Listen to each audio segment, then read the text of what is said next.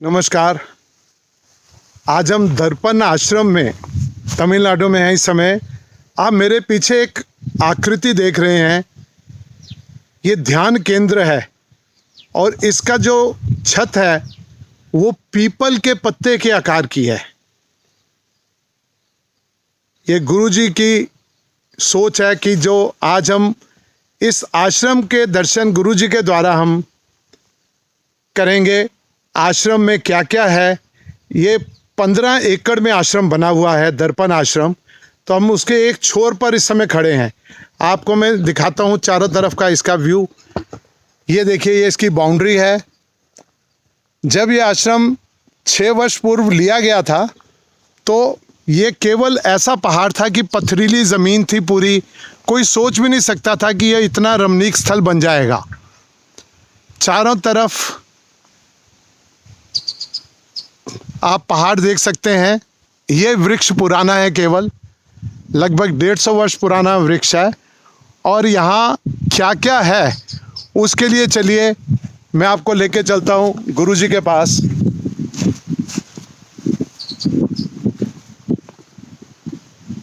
गुरुजी प्रणाम।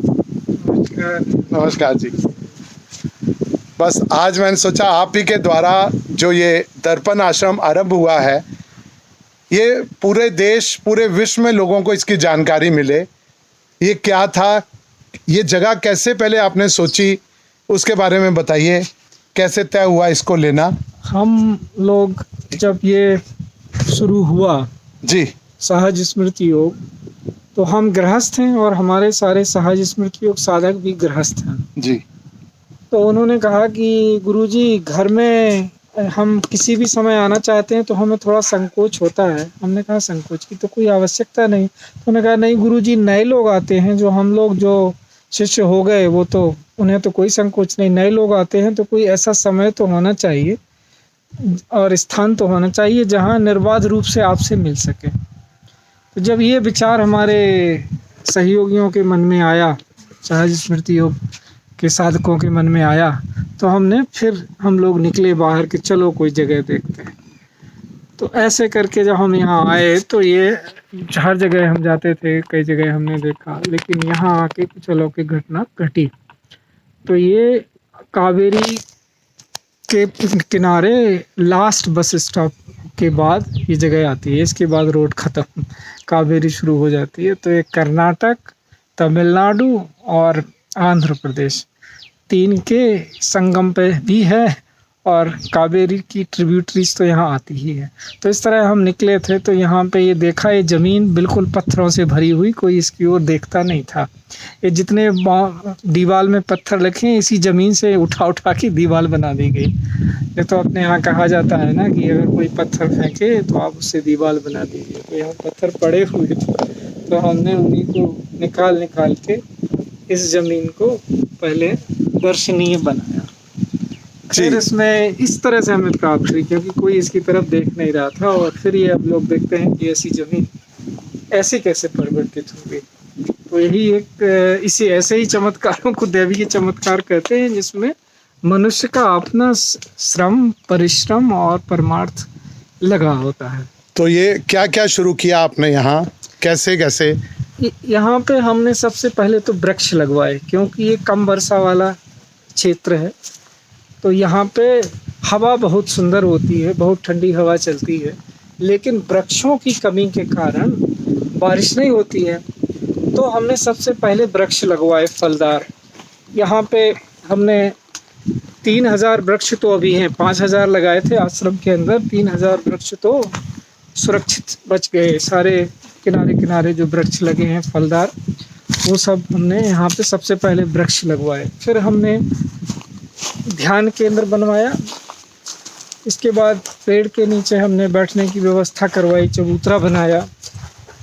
और उसके बाद वहाँ पे हमने ये जो आप देख रहे हैं, ये यहाँ जो ये कमल की पत्तियों के आकार में बना है बैठने के, उसमें जैसे कमल दल होते हैं, तो यहाँ पे बैठ के लोग साधना करते हैं। और ये वृक्ष है, इसके कई गुण हैं। एक तो इससे बहुत सारे त्वचा के रोग दूर होते हैं और ध्यान यहाँ करके बैठ के लोग ध्यान। चारों ओर ये जो नूरुंदी मलई इसके कहते हैं। इसका मतलब है 101 माउंटेन्स, 101 पहाड़ों से घिरी हुई है ये जगह चारों तरफ से, और उसके उस तरफ कावेरी बहती है। तो हमने यहाँ पे फिर प्राकृतिक खेती शुरू की सबसे पहले। उसके बाद हमने यहाँ पे ध्यान के एक वो बनाया जहाँ पे आके लोग सभागार, जहाँ पे लोग इकट्ठे हो सकें, गांव वालों से संवाद हो सके। तो नए नए जो हमारे कौशल विकास के कार्यक्रम हैं, शिक्षा के कार्यक्रम हैं, कौशल दर्पण, शिक्षा दर्पण, उन सब की जानकारी आम जन को मिल सके। तो इस तरह से हमने जी गुरुजी, ये क्या कृति है, इसके बारे में कल आपने बताया था। मैं चाह रहा हूँ कि इसको थोड़ा सा आप बताएं। और इसको इन्फिनिटी वॉक कहते हैं और इसको 8 वॉक भी कहते हैं। 8 वॉक आदमी को 8 के आकार के में, अंग्रेजी के 8 अंक के आकार में है और इन्फिनिटी के आकार में है। तो इसमें एक विशेष गति में चलना होता है जिससे ये हृदय के लिए लाभदायक होती है। अगर किसी को हृदय में कुछ समस्या है तो ये हार्ट कंडीशंस को दूर करने में मदद करती है। इसमें मात्र चलने मात्र से लाभ होता है। ये इसका इन्फिनिटी वॉक का। एक बार थोड़ा सा पहले भी कहीं होता था, ये किसने आरंभ किया, कुछ इसके बारे में जानकारी? नहीं, ये तो हमारा सनातन उससे चला आ रहा है। इसका कोई, जितने भी सनातन व्यवस्थाएं हैं जी, उनका कोई आदि अंत और वो नहीं होता है प्रारंभ करता जी। वो तो कोई किसी समय में आता है और शुरू कर देता है। तो जी, ये जो हमारी विशेषता है, हम कृतज्ञ होते हैं बस कि भाई हमसे पहले किसने किया है। यही गुरु परंपरा भी है। आपने बहुत अच्छा सवाल छेड़ दिया, क्योंकि ज्ञान और गुरु का एक जो संबंध है उसमें किसी को ये नहीं कहा जाता कि फलाने का है, क्योंकि उससे आगे का कोई है तो बोल रहे उससे पहले उन्होंने किया था। तो आप कितनी गहराई तक जाते हैं, तो आदि अंत तो है नहीं किसी चीज़ का। लेकिन जब हमें याद नहीं रहता तो जहाँ तक याद है हम बोलते हैं अच्छा उसने किया था। जी जी। तो ये किसी इमारत के बारे में तो हो सकता है कि फलाने ने इमारत बनाई थी, लेकिन जो विधियाँ हैं, जो ज्ञान है, उसका कोई उद्घाटन करता नहीं है। वो तो सनातन है। बस किसी समय में हमें हमारे गुरु से मिला, उनके गुरु को उनसे मिला, उन्होंने बोला नहीं आप ही हमारे गुरु थे, तो ऐसे करके वो चक्र में हमारा। गुरुजी, आपके पीछे जो हैं ये सारे फलदार वृक्ष हैं? जी, ये सारे फलदार, केला, आम और अमरूद और इस तरह से 50 वैरायटी के वृक्ष लगे हुए। अनार है, तो चीकू है, वैसे चीकू का वृक्ष है, वो नारियल है, तो आम दिख ही रहा है, तो इधर नींबू भी है और आंवला है। यहाँ इस तरह से ये सारे 5 लेयर मॉडल ये बना है। ये एक वृक्ष के नीचे सबसे बड़ा वृक्ष, फिर उसके नीचे एक वृक्ष, उसके नीचे और सबसे नीचे सब्जियां और फसल उगाई जाती है। तो ये इस तरह का है। आगे नक्षत्र वनम की योजना है, जहाँ हर नक्षत्र के हिसाब से पौधे लगेंगे। तो आप अपने अपने नक्षत्र के वृक्ष के नीचे बैठने से भी आप प्रकृति के साथ तादाद में इकट्ठा कर सकते हैं, तो आपको उसका अनुभव होता है। नक्षत्र वाटिका अपने अपने जिस नक्षत्र में पैदा हुए हैं, मैंने सुना कि अगर उस वृक्ष को जब चंद्रमा उस नक्षत्र में हो उस समय लगाया जाए तो उसका लाभ भी बहुत मिलता है। बिल्कुल सही बात है, क्योंकि ये प्रकृति चंद्रमा मनसो जाता है, हमारे यहाँ संस्कृत में उक्ति है। तो ये उक्तियाँ कैसी बनी? लोगों ने ऑब्जर्व किया, उन्होंने अपने तरफ से कुछ नहीं किया। तो सारा अध्यात्म वर्णन मात्र है, उसमें प्रिस्क्रिप्शन जिसको कहते हैं वो है ही नहीं, सब डिस्क्रिप्शन है। ऐसा करो तो ऐसा होता है, ऐसा करो तो ऐसा होता है, ऐसे करते हुए ऐसा अनुभव होता है। तो इस तरह से हमारा प्रकृति के साथ जो जीने का है, जो भगवान कृष्ण ने आज जन्माष्टमी में तो हमें आता, भगवान कृष्ण ने जो कहा वही कि सारी जितनी अष्टधा प्रकृति है उनकी, उसके साथ तादात्म्य बिठाओ तो आपको भी वही अनुभूति होती है। इसलिए आश्रमों में आने का यही लाभ होता है कि हम उस प्रकृति के साथ तादात्म्य में बिठा पाते हैं, जिसको हम अपने आपाधापी वाले जीवन में, शहर में भूल से जाते हैं। तो यहाँ आके फिर लय काम तो करना है जिसको जहाँ करना है, तो यहाँ आके वो रिदम अपने लाइफ में बना के, अपनी एक दिनचर्या बना के फिर वापस चले जाते हैं और फिर अपना काम करते हैं। फिर रिदम वापस लाने के लिए फिर आ जाते हैं। महीने 2 महीने में जब समय मिला सब परिवार आके अपनी रिदम ठीक की जी, घर चले गए। तो यहाँ ये नीचे जो पूरी खेती हो रही है,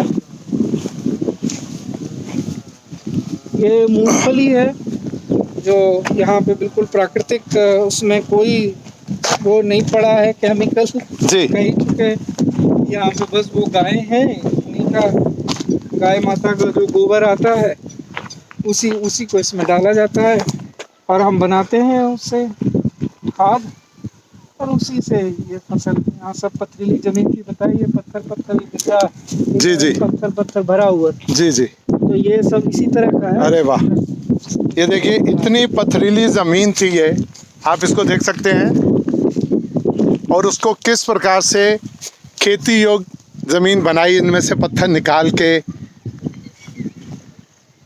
सच में एक अच्छी सोच ही और एक संत ही इस प्रकार से कर सकता है। तो ये यहाँ में जहाँ भी हमें हमेशा जीवन में याद रखना है कि हमारा उद्देश्य क्या है, हम किस लिए मनुष्य का शरीर हमें मिला है, और इस समय में हम कैसे उस अपने परम लक्ष्य को पाएं, और उससे हमारा ये आज का जीवन है वो और अच्छा होता है। अक्सर लोगों को ये भ्रम है, क्योंकि उनको सही शिक्षा नहीं दी गई, इसलिए भ्रम है जी, कि हम अध्यात्म में चले जाएंगे तो हमारी मटेरियल प्रोग्रेस रुक जाएगी, हम सब कुछ छोड़ के भाग जाएंगे। तो ऐसा नहीं है, अध्यात्म ठीक उल्टा है। अध्यात्म और जीवन में आपको लाता है कि आप कैसे जो वर्तमान की समस्याएं हैं उनके समाधान बने। क्या कहते हैं, अगर कायरों के लिए धर्म होता तो भगवान कृष्ण से अर्जुन ये क्या कहते, कार्पण्य दोषो अपहत स्वभावा पृच्छामि त्वाम धर्म सम्मूढ़ चेता यश्रेयस्तन ब्रूहिमि शिष्योहम साधि माम तम प्रपन्नम। तो वो क्या कहते हैं कि मैं, कार्पण्य दोषों पहला है उनका कि मुझे कायरता रूपी दोष लगा है, तो वो अध्यात्म से ही दूर होता है। तो जो ये समझते हैं कि पलायन है अध्यात्म, उनको तो बिल्कुल ही उस चीज़ का अनुभव नहीं है जी कि यथार्थ में अध्यात्म लोगों को शौर्य की शिक्षा देता है जी, जितनी भी समस्याएं हैं उनका समाधान बनने की शिक्षा देता है, और वही आश्रमों का उद्देश्य होता है कि वहाँ आके लोग अपने गृहस्थ आश्रम में अपना जीवन कैसे जीना है, वो आश्रम में उसकी एक शिक्षा मिलती है, उसका अनुभव मिलता है, और वो अपने आप को संभाल के उसके अनुसार जीने के लिए स्वयं को तैयार करते हैं। ये भी यहीं से चट्टानें निकली हैं जिसको आपने एक बहुत ही सुंदर बैठने का स्थल बना दिया एक वृक्ष के नीचे। हाँ, तो ये सारी चट्टानें अलग अलग आकार में जब हम इसको उठा रहे थे, खेती लायक बना रहे थे, तो हमने इनसे ही निर्माण किया। और हमारा जो भी यहाँ निर्माण आपको दिख रहा है, इसका हॉल का जो सभागार बना है, वो भी हम इसको कहते हैं बोल्डर पैक विधि, जी जिसमें यहीं से पत्थर उठाए जाते हैं, यहीं की मिट्टी का मिश्रण बनाते हैं जी, उसमें सीमेंट नहीं लगती है, तो उसी को उठा के हम एक खांचा बनाते हैं, उसको पैक कहते हैं जी, उसी बोल्डर, उसी को खांचे को ऐसे ऐसे करके देखिए, इसमें कोई सीमेंट नहीं लगी। तो इसी तरह का ये सारा कंस्ट्रक्शन यहाँ पे जो कुटीर बन रहे हैं साधकों के लिए, वानप्रस्थियों के लिए, जिसको हमने हर्मिट्स कहा है कि वो उनके हर्मिट्स कुटीर हैं, तो उनके लिए जो बन रहा है वो सब इसी बोल्डर पैक विधि से बना है। इसी ज़मीन से पत्थर उठाए, इसी से मिट्टी उठाई और यहीं पर निर्माण कर दिया, ताकि गाँव के लोग पक्के मकान अपने ही ज़मीन के इंफ्रास्ट्रक्चर से तैयार कर सकें, उन्हें सीमेंट पे और शहर पे उस तरह से निर्भर ना होना पड़े। ये नीम के पेड़ पहले से थे? कुछ ये नीम का पेड़ पहले से था, लेकिन बाकी तो वो लगाए गए, बाकी और नीम के पेड़ लगाए गए हैं यहाँ। और ये बहुत बड़ी मात्रा में आपने यहाँ लेमन ग्रास लगाई है, और लगभग ये तो इसका क्या उपयोग कर रहे हैं लेमन ग्रास का? इसका तो एक बहुत बढ़िया काढ़ा बनता है, चाय के लिए तैयार हमने इसको काट के रखा है। तो ये प्राकृतिक ढंग से उसकी, जो हम सुबह जिनको चाय की आदत है तो उसकी वजह इसकी चाय पिए नींबू डाल के जी, तो वो स्वास्थ्य के लिए बहुत अच्छी होती है। तो इसका उपयोग इस तरह से होता है। अच्छा जी। तो अब इस तरफ हम चलते हैं, आपका जो कृषि का जो पूरा जहाँ एक किचन गार्डन भी जिसे आज सब कह सकते हैं इसको। यहाँ सभी सब्जियाँ अभी आपको दिखाते हैं। देखिए टमाटर से लेकर भिंडी, मिर्ची और क्या क्या है जी यहाँ। तो यहाँ पे आप देख रहे हैं जितनी भी सीजन की सब्जियां होती हैं जी, जैसे बीन्स है, टमाटर तो आप देख ही रहे हैं। तो हमने इसको इस तरह से किया है कि एक हमारा नारा है कि 2 एकड़ का किसान और 2 कमरे का मकान। तो 2 एकड़ का जो किसान की जिसकी भूमि धरी है जी। वो गांव में ही कैसे अपना जीवन यापन कर सकता है, उसी का ये मॉडल है। जी। इसलिए हमने इसको केवल 2 एकड़ में ही बनाया है कि 2 एकड़ में क्या क्या हो सकता है, क्योंकि सबके पास तो उतनी जमीन होती नहीं है। हाँ जी। तो उसके लिए ये सारा वो बनाया हुआ है जी। तो ये बीन्स लगी है, ये बीन्स, उधर हाँ, फिर उधर रिच गार्ड है। तो इस तरह के हर समय हमारा एक पोर्शन में सब्जी होती रहती है जी। फिर जो पूरी हो जाती है तो दूसरे पोर्शन में करना शुरू करते हैं। उधर वो हमने फूलों की खेती की है, वो चमेली जी। है। इधर गाय के लिए वो गाय का भोजन तैयार हो रहा है। अच्छा जी। तो वो उनके लिए घास लगाई गई है अलग से पाउडर, तो उनकी घास है। ऐसे गाय हमें जीवन देती है और हम गाय के साथ रहते हैं। तो हर हाल में हम प्रकृति के साथ तादात्म्य कैसे बिठा सकते जी। हैं। यहाँ एक छोटी सी नर्सरी भी आपने, ये तो अजवाइन है ना? जी जी जी। बहुत बड़ी मात्रा में अजवाइन है, तुलसी है, और ये टैपियो का है, इसको टैपियो का बोलते हैं। जी। और ये केरल में बहुत मात्रा में लोग इसको खाते हैं। अच्छा। हाँ, सुबह का ये जड़ से निकलता है तो ये बहुत अच्छा भोजन होता है। अच्छा, भोजन होता है ये? हाँ, सुबह जैसे अपने आप एक छोटी सी नर्सरी की शुरुआत यहाँ हुई है, मैं देख रहा हूँ। तो ये नारियल के पेड़ लगाए हैं आपने? जी जी, ये बिल्कुल जो नाटी नारियल है वही ये पेड़ है। बढ़ने में इनको समय लगता है, लेकिन ये एक बार जब फल देना शुरू करते हैं जी। तो इनका फल बहुत उत्तम होता है।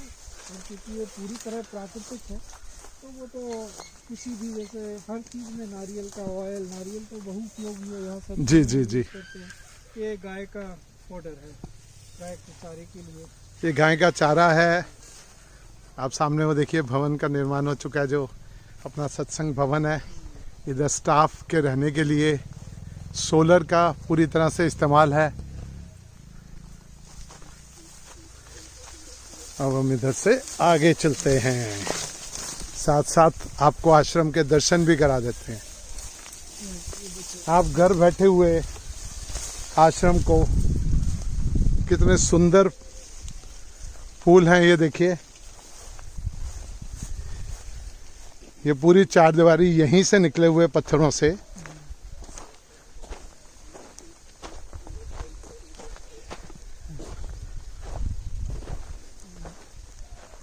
नारियल के पेड़ बहुत बड़ी संख्या में लगे हैं जी। तो ये कब फल देना शुरू करेंगे?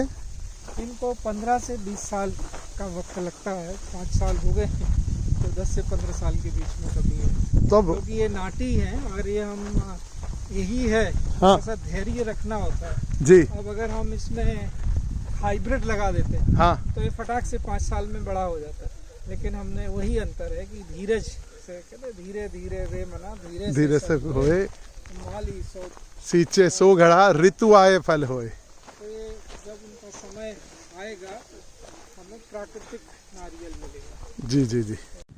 ये मुख्य द्वार है आश्रम का, और आप देख सकते हैं कि इसके दोनों तरफ यहाँ भी एक खेत है, यहाँ रागी लगाई गई है, और इधर देखिए कितना बड़ा खेत है खेती के लिए, और पूरा आप देख सकते हैं। यहाँ से आगे चलते हैं जी। हम वो जो नया भवन का निर्माण हो रहा है इसके बारे में बताइए। तो ये जो साधना के लिए आना चाहते हैं, जीवन परिवर्तन के लिए, व्यक्ति निर्माण के लिए, उनके लिए ये भवन तैयार हो रहा है। तो ये कुटीर बनेंगे, इसमें 8 कुटीर का है ये। जो पुरातन किले होते थे उस तरह का इसका लुक आ रहा है, क्योंकि ये यहीं के पत्थरों से, जैसा मैंने कहा कि बोल्डर पैक हम इसको कहते हैं, ये पत्थर और मिट्टी यहीं के उठा उठा के इसको बनाया गया है। और लोकल कारीगर को उनको शिक्षा दी गई है, उसकी ट्रेनिंग दी गई है कि इसको कैसे बनाएं, तो वो उनके लिए एक रोजगार सृजन का काम हो गया। अब वो गांव-गांव जाके कन्विंस करेंगे कि हाँ ये बन सकता है, ऐसा हम बना के आए हैं आश्रम में। तो हमारे आश्रम का उद्देश्य यही है कि गांव के लोगों में वो आत्मविश्वास पैदा हो जाए देख के कि हाँ जब हमारे ही बगल में सबसे खराब ज़मीन में इतना हो सकता है तो हमारी तो फिर भी अच्छी है, हम अच्छा कर सकते हैं। तो इसलिए ये मॉडल बना के प्रारूप हमने खड़ा किया है यहीं पे सब, और उसको डॉक्यूमेंट किया कि वो यहीं के लोगों से काम कराया। देखिए जी कितना सुंदर दिखाई दे रहा है।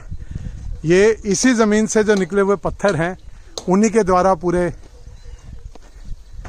किला नुमा ये आश्रम में एक जो रहने वाले यहाँ आएंगे साधक, उनके रहने के लिए जगह है। यहाँ 8 कमरे हैं, 4 नीचे 4 ऊपर, और बाकी जो आप सामग्री देख रहे हैं ये सब शिष्यों ने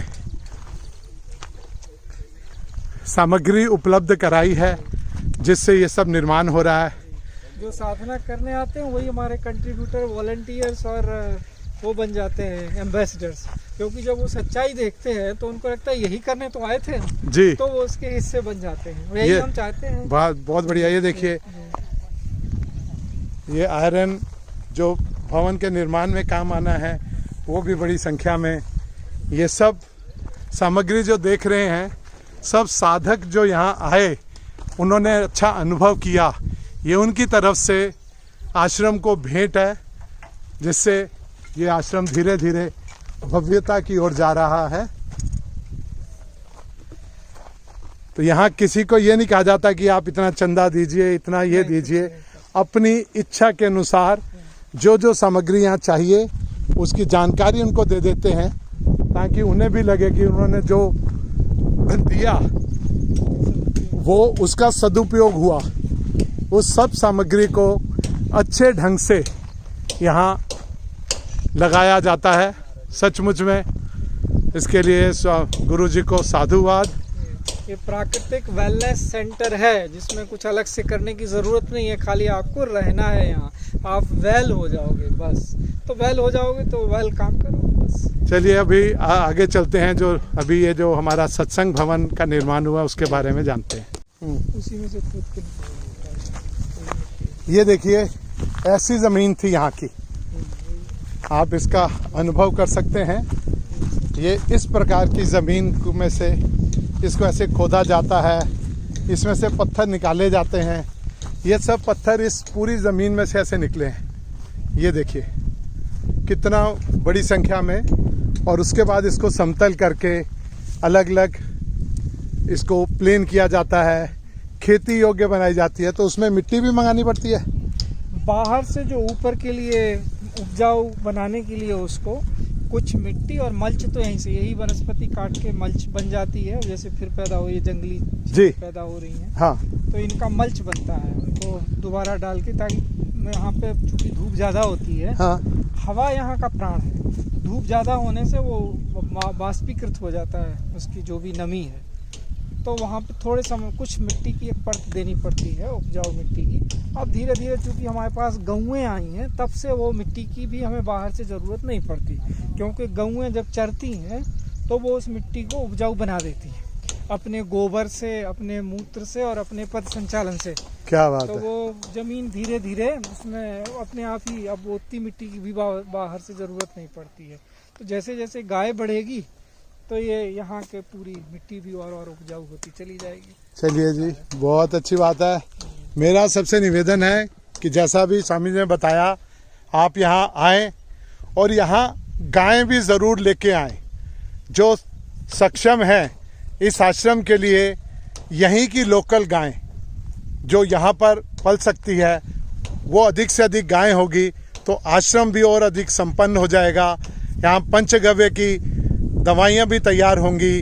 गोबर से जो उत्पाद बनते हैं, दिए बनते हैं, गोबर का जो जो इस्तेमाल है, गौमूत्र को वाष्पीकृत करके उसको मेडिसिन के रूप में उपयोग किया जा सकता है। स्वामी जी की ऐसी परिकल्पना है कि जैसे हमारा जो सोच थी वो यहाँ पूरी हो रही है। मैं उसको बोल रहा हूँ संतों से समृद्धि। स्वामी जी संत हैं, इनसे समृद्धि होगी, गाय से वृद्धि, गाय के द्वारा प्रत्येक चीज की वृद्धि होगी। चलो गांव की ओर। ये देखिए गांव क्या, ये तो गांव के भी अंदर जंगल में आ गए, जिसके चारों तरफ 24 गांव को आप संपन्न बनाने का प्रयत्न कर रहे हैं। उसके लिए नमन है, सत सत नमन है स्वामी जी, गुरु जी आपको। ये जो आप मूंगफली देख रहे हैं, ग्राउंड नट्स जिसे कहते हैं, ये यहीं पैदा हुई है और ये बीज के काम आएगी जी।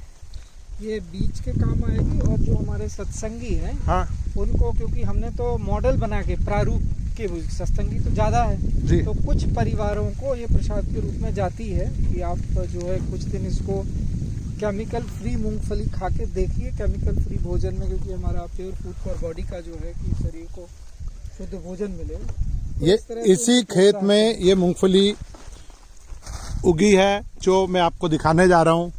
ये देखिए मूंगफली के ये ऐसे लाल रंग के दाने, शायद ही देखे हो आपने। ये केमिकल फ्री है, साइज में छोटी है लेकिन टेस्ट में बहुत ही अच्छी है। और यही यहाँ की है कि प्रैक्टिकल रूप में सबको ये दिखाया जाए कि हम 2 एकड़ में हम क्या क्या उगा सकते हैं। ये देखिए आप, यहाँ एक पेड़ पे कितनी मिर्ची लगी हुई है।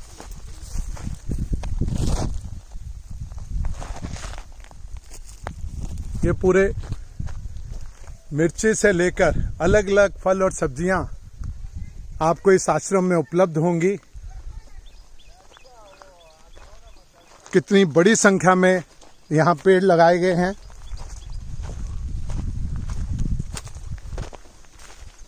लेमन ग्रास देखिए, यहाँ से लेकर पूरा एक डेकोरेशन का भी काम कर रही है लेमन ग्रास।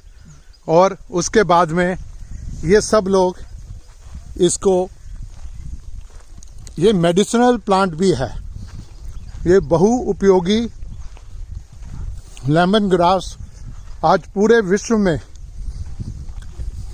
इस्तेमाल की जाती है। ये देखिए अमरूद,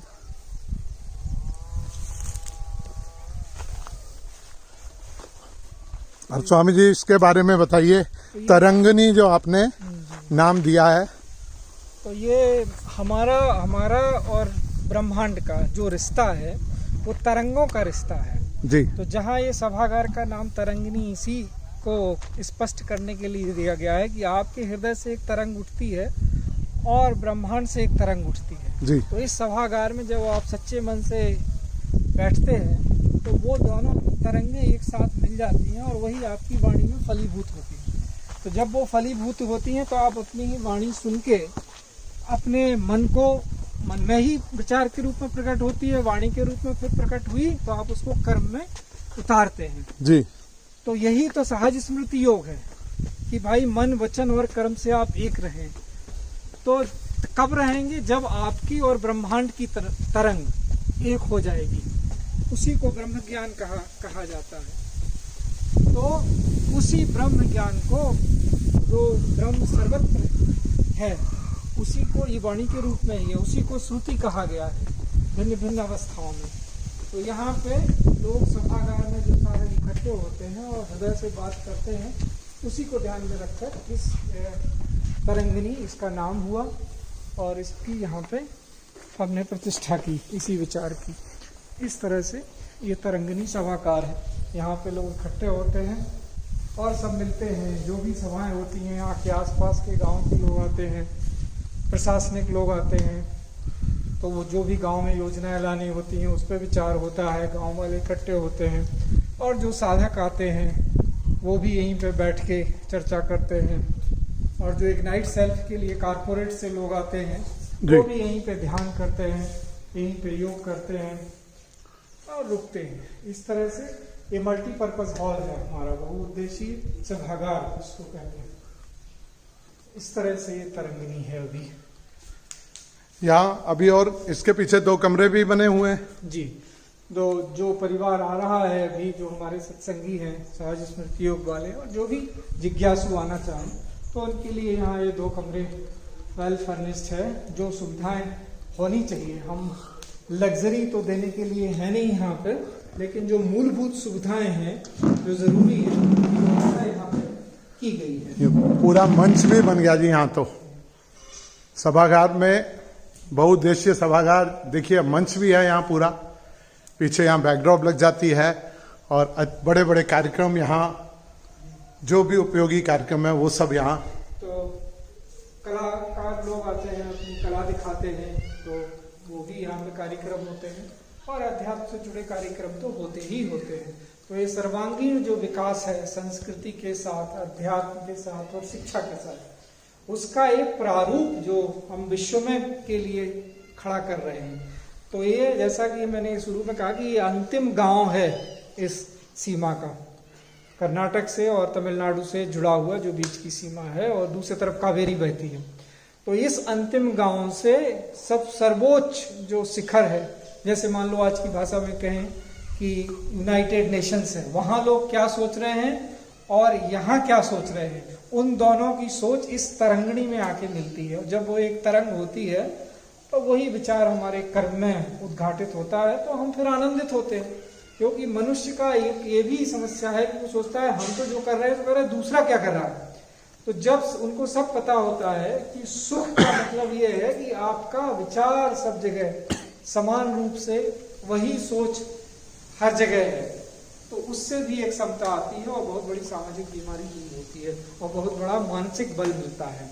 शिक्षा का उद्देश्य भी वही है कि सबको समान रूप से ज्ञान प्राप्त हो, ताकि सब समान रूप से अपनी यात्रा पूरी कर सकें आनंद में। तो ये तरंगनी उसी तरंग को उठाने का काम, बहुउद्देशीय काम करती है। इस तरह से। वाह जी वाह, बहुत बहुत धन्यवाद जी। इसके बाद भी कुछ अभी रहता है क्या? अब तो आश्रम है, सबसे बड़ी यात्रा तो यही रहती है कि आप कौन हैं ये बताने के लिए तो हम जन्म जन्मांतर तक चलते रहते हैं। तो ये तो नेति जी, है, जी। क्या क्या है इसमें, बहुत कुछ है। ठीक है गुरुजी, हम एक बार लेके चलते हैं जहां पहला कमरा आपने बनाया था, जहां से इस आश्रम की शुरुआत हुई थी, हम उस ओर चलते हैं।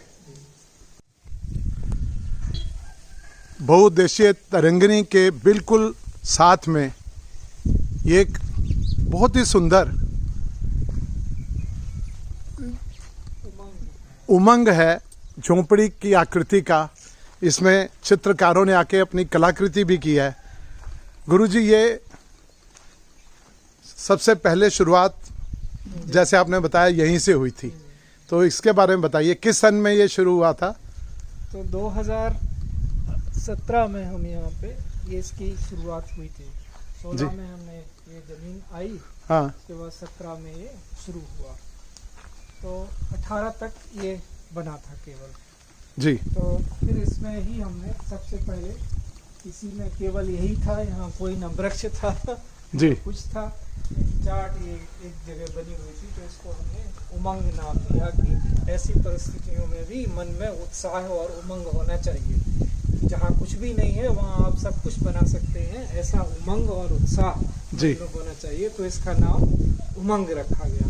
तो इसी में जो भी आप साधना कहें वो इसी में रहता था। तो इसका आकार ऐसा है कि इसमें 5 खिड़कियाँ हैं वाताएं की, तो उसको हमने पंचतत्वों से जोड़ा था कि जैसे पंचतत्व होते हैं आकार में, तो इसको एक मनुष्य की तरह ही जैसे देखा गया कि व्यक्ति का ही रूप है जिसमें आके व्यक्ति रहता है। तो व्यक्ति के जीवन में अगर उमंग नहीं है, उत्साह नहीं है, तो वो फिर व्यक्ति उसको मनुष्य रूपेण मृगाश्चरंती वाला हो जाता है, वो पशु ही है।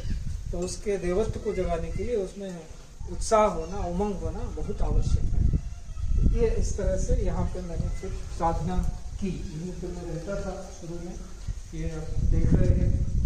तो यही मेरा एक अकेला, इसमें कुछ कोई भी बहुत फैसिलिटी आप देख रहे हैं कि नहीं, कुछ भी नहीं। तो यहाँ पे हम रहते थे इसमें। यहीं भोजन बनाना, यहीं पे भोजन बनता था, यहीं पे लेट जाते थे जमीन में, और बस एकमात्र अलमारी जहाँ सामान रखा गया। और आप पूरा ये खाली देख सकते हैं, इसमें दोनों तरफ द्वार, और तब ये अलमारी भी नहीं थी जब जी मैं रहता था। ये तो बाद में साधुकों ने उसमें एक अलमारी बनवा दी। वाह जी वाह। हाँ, गुरुजी ने यहाँ अलग अलग स्थानों पर पक्षियों के लिए जो गत्ते के खाली डिब्बे हैं वो बड़े बड़े लगाए हैं, जिससे यहाँ चिड़िया ने अपने घोंसले बनाए हुए हैं। वो भी एक बहुत ही रोचक है। ये मन में विचार कैसे आया? तो ये यहाँ पे जैसे ही जब हमने फूल पौधे यहाँ पे लगाए तो फिर चिड़ियाँ आना शुरू हो गई।